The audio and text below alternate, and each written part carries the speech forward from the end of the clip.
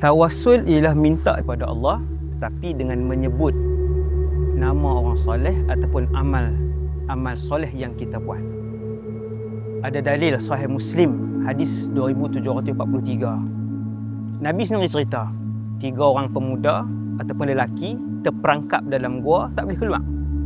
Mereka bertawassul, minta dengan Allah untuk Allah selamatkan mereka, tetapi bertawassulkan amal soleh yang mereka buat. Akhirnya mereka selamat. Hadis tu sahih. Begitu juga tawassul yang lain dengan dalil yang begitu banyak. Sayyidina Umar pernah bertawassul dengan Abbas ketika itu Nabi dah wafat untuk minta hujan. Mohon kepada Allah untuk diturunkan hujan dengan menyebut nama orang soleh. Jadi itulah yang telah digunakan pakai 1400 tahun lagi lamanya bertawassul. Ustaz, alang-alang tu saya nak tanya. Saya pernah tengok seorang tok guru, dia minum. Lalu anak-anak murid dia pakat berebut nak minum bekas minuman dia tu. Tu macam mana Ustaz? Oh, dalam Islam yang tu namanya tabarruk. Diajar oleh Nabi SAW. Tabarruk ni maksudnya ambil keberkatan. Ada hadis riwayat Imam Muslim. Anna Rasulullah sallallahu alaihi wasallam kana yu'ta bis-sibyan fayubarriku alaihim wa yuhannikuhum. Nabi bila ada kanak-kanak baru lahir, orang bawa mereka Nabi. Kemudian Nabi doa supaya anak itu diberkati, kemudian Nabi tahnik. Kata Imam Nawawi, mentahnik kanak-kanak yang baru lahir ni disunatkan.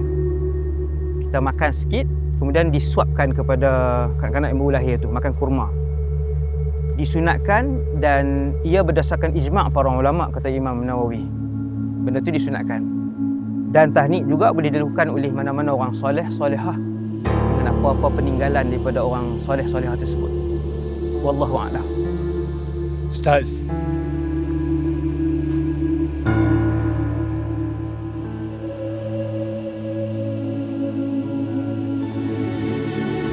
alangkah